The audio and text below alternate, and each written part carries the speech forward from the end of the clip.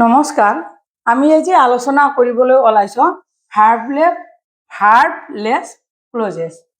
ভাৰ্বলেছ ক্লজেছ বুলি কোৱাৰ লগে লগে কিনো সেই বিষয়ে আমাৰ মনত প্ৰশ্ন উদয় হয়। সাধাৰণতে আমি ভাৰ্বটো আমাৰ ভাৰ্বলেছ নহয়, ভাৰ্ব থাকে কিন্তু উজ্জ থাকে। আমি এনেধৰণে কথাখিনি ক'ব পাৰোঁ, বি ভাৰ্বটো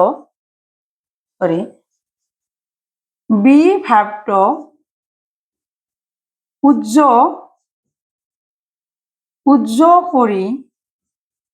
কৰি যিবোৰ মানে ক্লজ ব্যৱহাৰ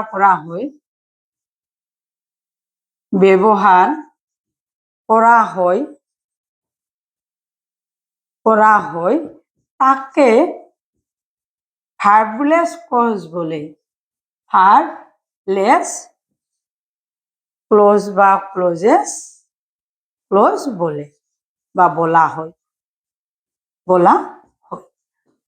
মানে যেতিয়া বি ভাৰ্বটো আমাৰ উজ্জ কৰি আমি কিছুমান সেন্টেন্স আমি ইংৰাজী যেতিয়া আমি কথোপকথনত ব্যৱহাৰ কৰোঁ, তেতিয়া আমাৰ এই বি ভাৰ্বটো আমাৰ উজ্জ কৰি মানে বাক্যটো আমি ব্যৱহাৰ কৰোঁ আৰু সেই বাক্যটোকে আমাৰ কি বুলি কোৱা হয়, ভাৰ্বলেছ ক্লজ বুলি কোৱা হয়। এটা উদাহৰণ দিলে কথাখিনি বুজিবলৈ সহজ হৈ পৰিব। আমি এনেধৰণে কিছুমান মানে সেন্টেন্স ব্যৱহাৰ কৰোঁ, যেনে at least 50 people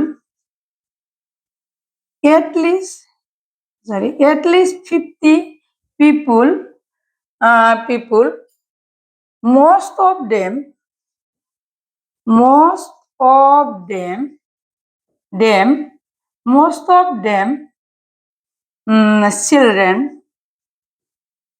children শব্দটো ব্যৱহাৰ কৰিলো, children dedicated in the holistic deeds.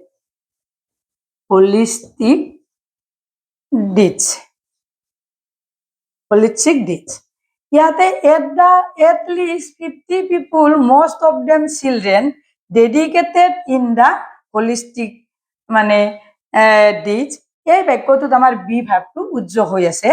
এনেধৰণে যদিও কোৱা হয়, আমি এনেধৰণে ক'ব পাৰোঁ বাক্যটো, at least 50 people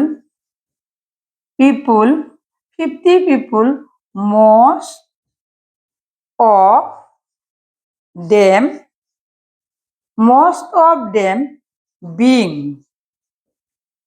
being children বা children,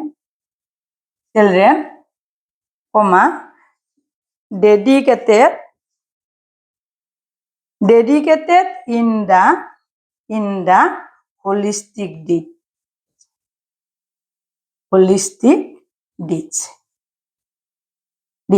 ইয়াতে at least 50 people, most of them being, এই being শব্দটো ইয়াতে ব্যৱহাৰ কৰা হোৱা নাই। most of themৰ পাছত আমাৰ being শব্দটো ইয়াতে উজ্জ আছে।